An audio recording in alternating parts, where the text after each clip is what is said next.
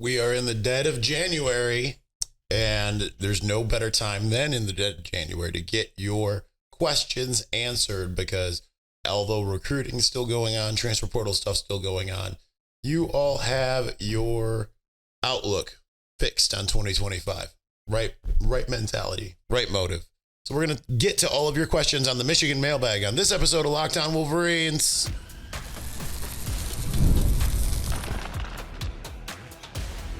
You are Locked On Wolverines, your daily podcast on the Michigan Wolverines, part of the Locked On Podcast Network, your team every day. Happy Thursday. We are back and doing it. Locked On Wolverines podcast, part of the Locked On Podcast Network, where it's your team every day. I'm your man on the ground, Isaiah Wool, publisher of Wolverines Wire through USA Today Sports Media Group. We're going to jump right into it. Start with our leaders and best with James Crudup at James Crudup 6. Were you surprised with the lack of coaching movement that took place when the season ended? I'll answer that before I get to his second question. I am, because I thought that you were going to see kind of some wholesale changes, but it just kind of goes to show that Sharon Moore likes the staff he has. Like, I could have seen some just movement amongst, I mean, there's probably about 3 or 4 coaches that I thought were going to move on. But when you look at it, I mean, really, it's offensive coordinator. That's it. Thus far, right? That's it. Things can change, certainly. You hope that they don't. But and Sharon Moore said that that's it as far as the changes he anticipates. And obviously they brought on Juan Castillo as an analyst, but you lose some analyst as well, Jaden Everett. I can't remember where he went. He went somewhere down south, somewhere like Southern Miss or something like that. Memory doesn't serve exactly where. But they lost some analysts, but for the most part, they're able to retain the above the lines talent that they have at the coaching staff, and I think that's a very good thing for consistency if you have a vision. But again, we'll see. Right, time will tell because obviously things can change between here and then. By the time the season rolls around, what grade would you give Michigan for its winter portal additions? I would say a B. Because while they got, I think, a lot of needs, and you got some high-end talent like Justice Haynes, I think that obviously they've whiffed on a lot of wide receivers. Yeah, you're like, Donovan McCulley, pretty good. I can't even remember the name of the other receiver. That might just be because I got sick literally the day after that happened. But also it's because it wasn't like kind of the name that we were looking for. And obviously they also wanted to get an offensive tackle, and there's still some names out there, obviously, and I'd expect them to be more spring portal heavy with some of those, right? Like you can address those then, and I think that there will be options between now and then. So I think that that's good, but I'd give them a B because I don't think it was terrible. I think they addressed a lot of needs, getting Mikey Keene. I know he's not as popular with the Michigan fans, but certainly he's a guy that the coaching staff really likes, and I think that that's kind of the big thing there. It's just the fact that they got mostly kind of what they wanted out of it. Josh Barr at Jadicki, any news on the schedule for spring ball in the spring game yet? Nope, there's been no mention of it. I've only seen Appalachian State mention theirs. And I only know that because I follow Ashawn Larkins, the former recruiting director at Michigan, who's now over at App State. So I think that there's going to be a little bit of time before, I'd say a couple weeks before we know a little bit more. But I'll be curious to see if it starts a little bit earlier than last year. Obviously they pushed it back, and normally I'd be like, you want it later because then you get the warmer weather, but like I felt like last year's was like the coldest of all the spring games we had, and it was like the latest. Always seems like when they have it like anywhere in the first week of April, it's always like manageable and palatable. My brother in metal, Michael Wolf at MWolf21. What's your best memory from last football season? I have a hard time kind of recalling. Obviously, if you're going to talk about the best moment, it was beating Ohio State in Columbus. That's pretty hard to beat. It was really hilarious, I think. It's the best way I can put it. Still continues to be funny more than, kind of endearing. Beating Alabama, just being down at Tampa that whole week was phenomenal. As far as just like individual experiences, I think getting to go to Seattle, spending the day before the game, before I got sick that round. I think the day with my brothers before the game and the day where I felt like I was dying after the game going to Snoqualmie Falls, where they filmed a lot of Twin Peaks. I thought that was just super cool. It was just unbelievably beautiful. So that's actually probably my favorite memory, even though I felt like death that day. Jimmy Whitner at Jimmy Whitner 1. Which games do you see being under the lights? Ooh, I hadn't thought that far. Wouldn't surprise me if the opener against New Mexico is, which is kind of annoying because it just always seems like that type of thing happens. I'm just trying to think of who they have on the schedule, and I can't pull it up because it will crash my browser annoyingly. So I'm just trying to remember who all they have on there. I can remember the road games a little bit better than the home games. This isn't like the biggest marquee home game season. They have Ohio State, obviously not going to be under the lights. Who else is? I'm just thinking, about who's coming. Purdue. Maybe Purdue could maybe surprise a little bit. And on that, I don't think there's an obvious answer, and I think it's one of those ones where they might not see like a NBC under the lights. They will. As much as you'll probably see a couple BTN under the lights games. Wisconsin, that probably feels like an under the lights game. And I don't think they've played. No, they have played in Wisconsin under the lights in 2020. I was there. Wasn't fun. How is Uri? When will she be making her 2025 debut on the pod? She's doing good. I'm not going to invite her in. I'll explain in your fourth question why. But I had a really bad dream last night that even though it was like a temporary situation, I had to put her in a shelter, and seeing the sadness on her face, and it's kind of had me bummed out all day because it's hard to want to disappoint. I want to disappoint her when she's being crazy, and because she's very energetic and wants all the things. So sometimes I enjoy disappointing her in that light. But in terms of like her actual needs and safety and overall happiness, no, I don't want to disappoint her. Number 3, what positions will be targeted most in spring portal? I think you'll see offensive tackle and wide receiver targeted there. Wouldn't be surprised if they also look at a marquee corner if there is one available. It doesn't have to be marquee, obviously. Josh Wallace and Amir Hall, who both ended up being very good for Michigan, were spring portal additions. It worked out pretty well for them. Number 4, how are you doing overall? Honestly, I'm sure you can hear it in my voice. Not great. I had a little bit of a setback yesterday. I was coughing a lot, and I managed to break a rib in the process. I didn't know you could break a rib by coughing, but you can. I was just got into a coughing fit, and all of a sudden in my abdomen, I just felt a big chest, whatever you want to call it, right here. Felt like a big pop. I didn't want to move for a while. And then once I did get up, suddenly I was like, okay, I can't breathe. I can't do anything without some severe pain. So on the road to healing there, unfortunately. Finishing us out in segment 1, Spencer Whitmore. At Spencer Whitmore, better season. JJ second year or Bryce year 1? I'm still going to go with JJ second year because, I don't think Bryce is going to be starting by week 2. I could be wrong. Very well could be wrong. But I think that JJ was just a little bit more established and obviously had already learned a lot of the stuff he had to do pre-snap, which, again, I want to preach that's a huge part of being a quarterback. Bryce will not. He'll learn a lot. Much like JJ, he's been around as an early enrollee, but I just think that JJ was just ahead of him in terms of that. Now, Bryce, I think, is more talented than JJ overall. So I guess it couldn't surprise, but I think that's going to be more of I wouldn't be surprised if Bryce year 2 is better than JJ year 3 from a ability and statistics standpoint. I'll put it that way, but I don't know about JJ year 2 over Bryce year 1. All right, we're going to continue on. We've got plenty more questions coming up, starting with the Victors Valiant and then into the Blue Crew. We will get to that here in just a moment. But before we do, listen, today could be a day that I could talk to someone. I'll tell you that much. And therapy is a game changer. It can help manage stress, improve sleep, and communicate more effectively. But finding the right therapist and fitting sessions into a busy schedule can be a challenge. That's where TalkSPACE comes in. TalkSPACE, the leading virtual therapy provider, makes getting the help you need easy, accessible, and affordable. With TalkSPACE, signing up is simple. You can match with a licensed therapist who fits your needs, usually within 48 hours. And it's convenient. You can have sessions from the comfort of your home and even message your therapist between appointments. Plus, TalkSPACE is covered by many insurance plans. And for most insured members, there's a $0 copay. It's never been easier to prioritize mental health. As a listener of this podcast, you'll get $80 off your first month with TalkSpace when you go to TalkSpace.com/LockedOnCollege and enter the promo code SPACE80. Match with a licensed therapist today. Go to TalkSpace.com/LockedOnCollege and enter the promo code SPACE80 for $80 off your first month and show your support for the show. That's TalkSpace.com/LockedOnCollege, promo code SPACE80.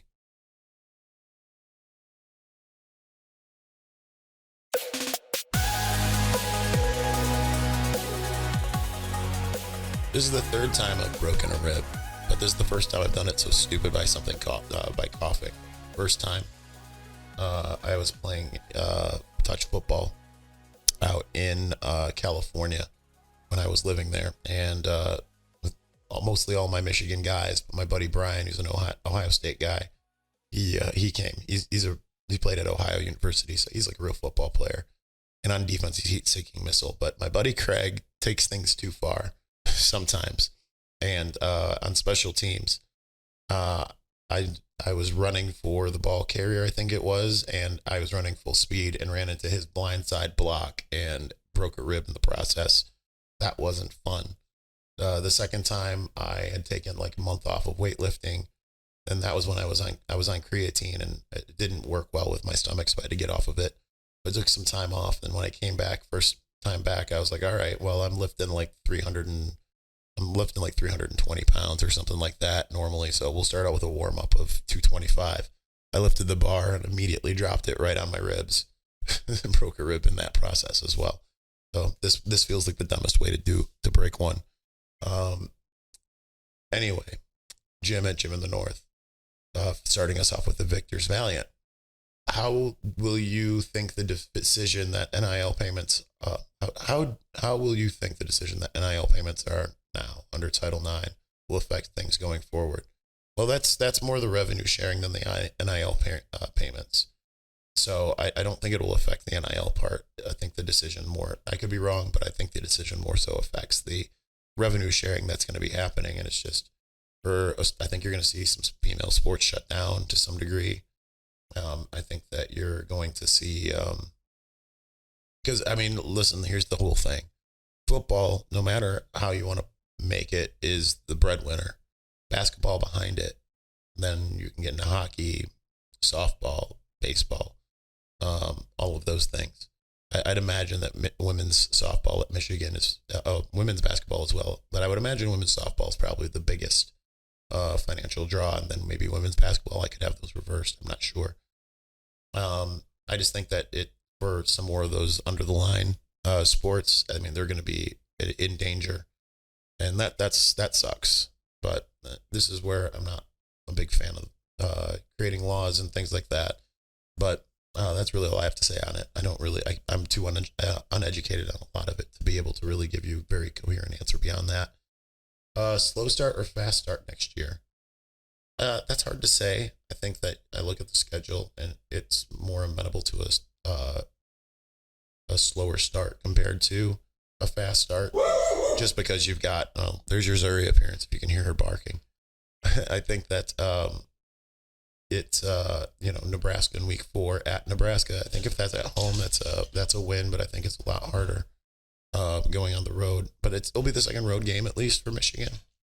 And although this will be the game that Matt Rule has really circled on his schedule, I'd imagine Oklahoma, that's winnable. But again, hard being your first road game of the season going to Norman. I am excited about that game, though. I will say that much.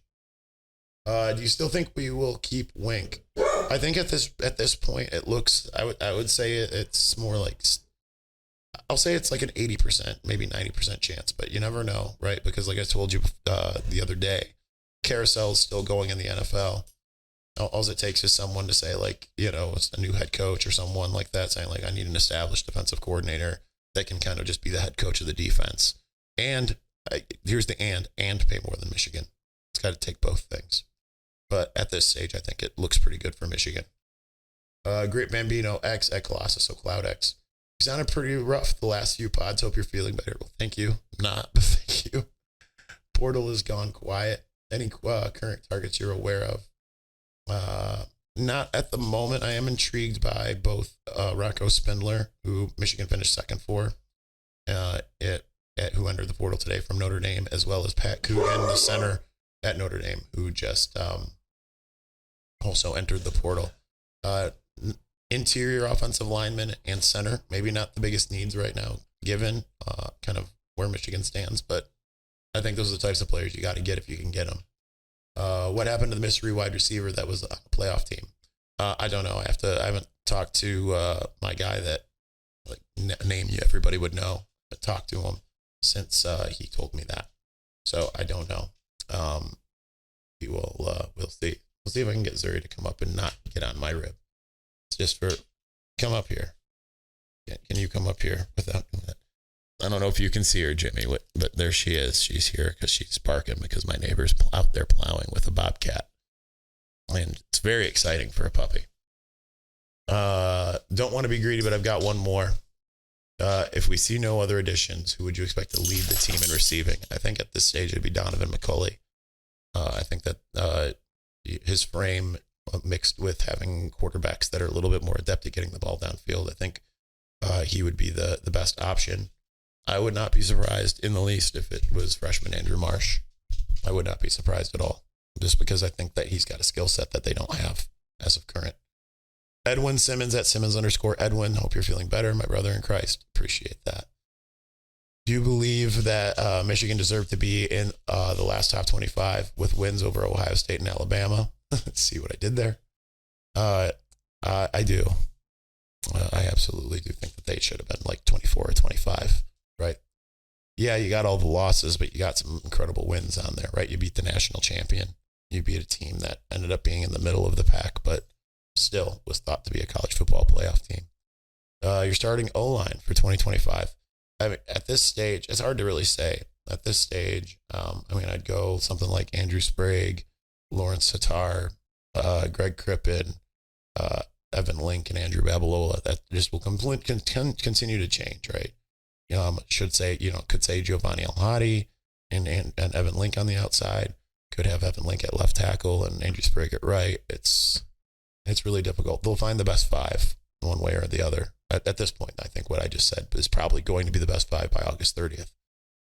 I'm not the one at William Cawthorne 9. If you had your way, what changes would you make to the football program to improve it? Coaches, rosters, etc. I mean, for me, it's all about the roster. Obviously, it's getting a couple, some more dynamic wide receivers, getting an offensive tackle that you feel a little bit better about. And then, defensively, I think there's really only one place I'd look at and say maybe you want another corner, but at the same time, I kind of like what they have too.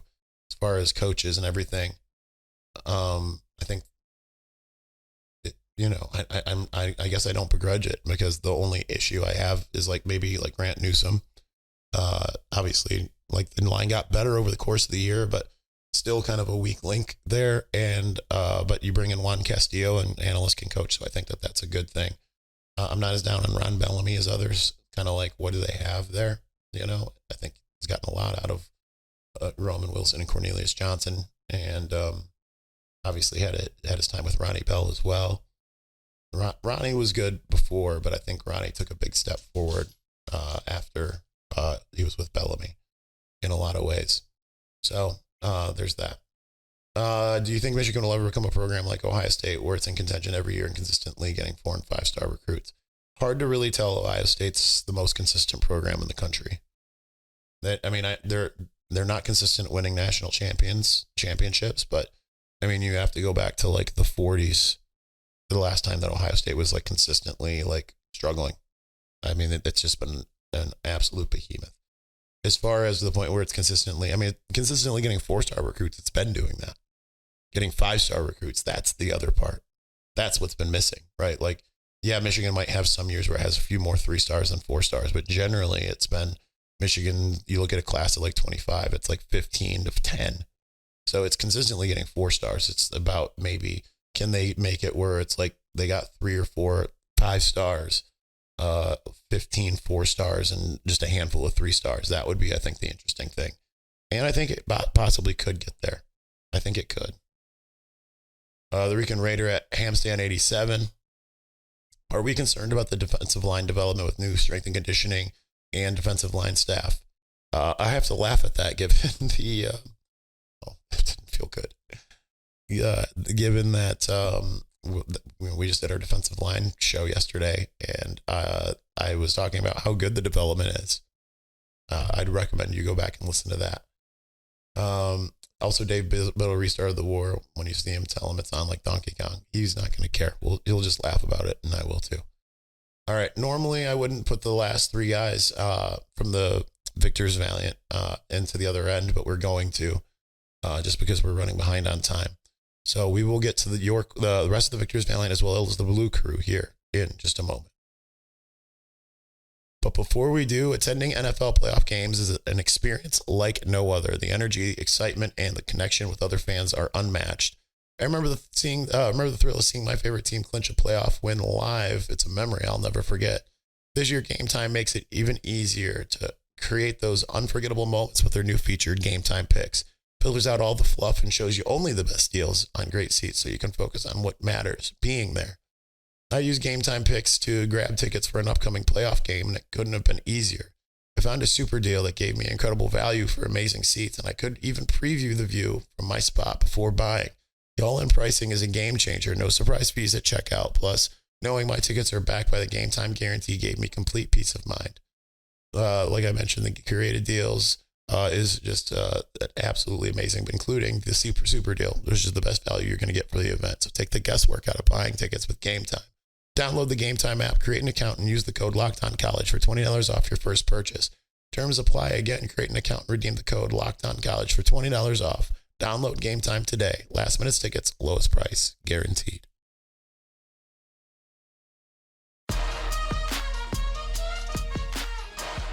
All right, let's continue on with more Victors Valiant. I got 3 more there, and then we'll move on to as many of the Blue Crews as we can.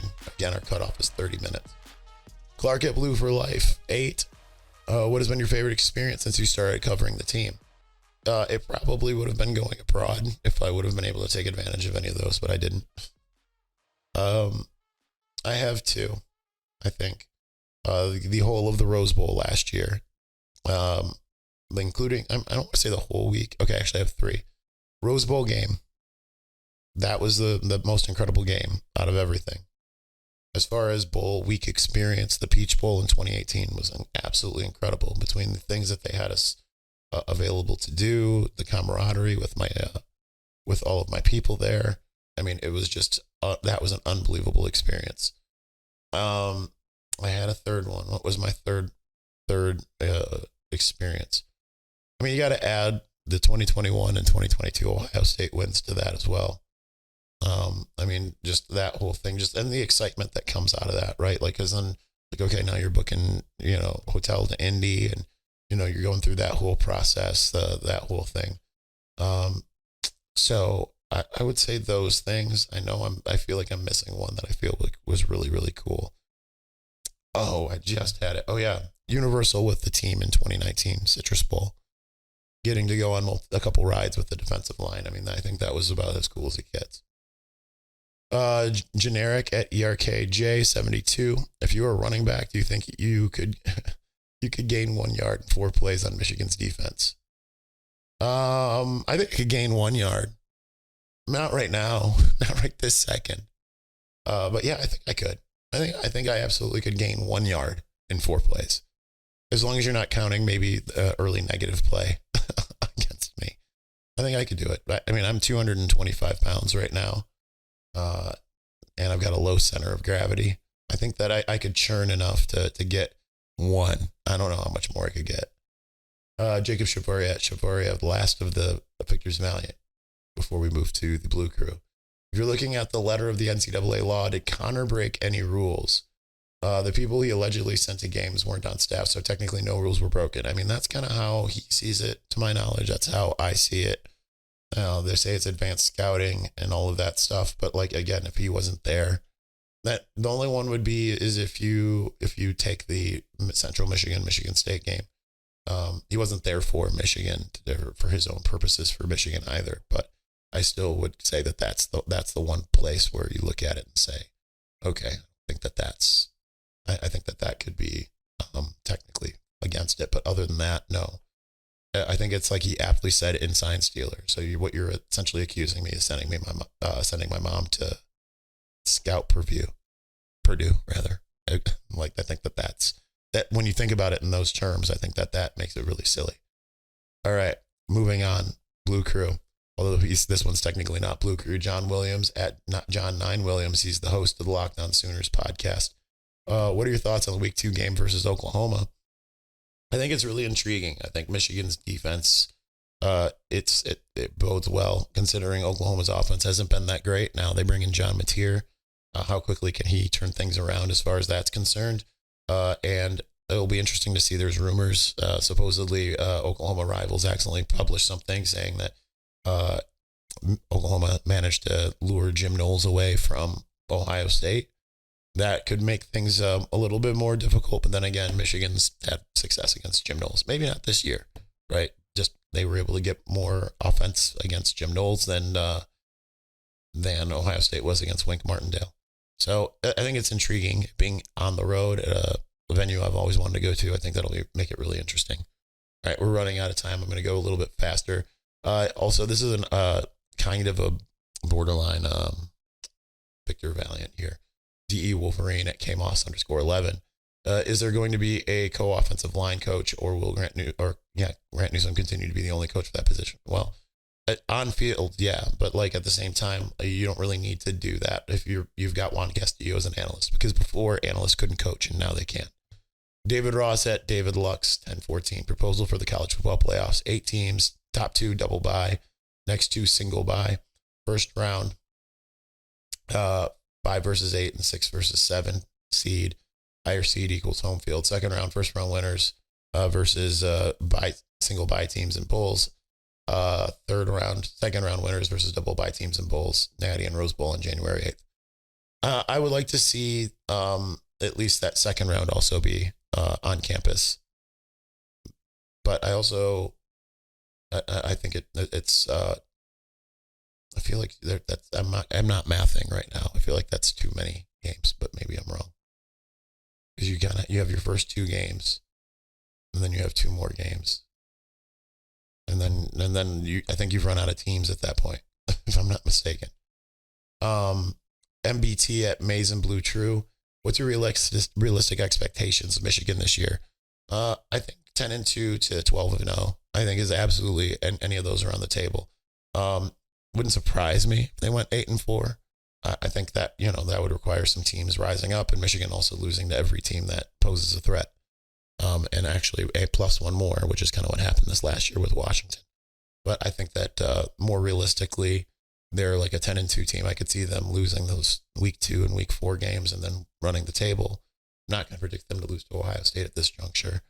But I think that they're in a pretty good spot to reach double-digit wins in Sharon Moore's second year.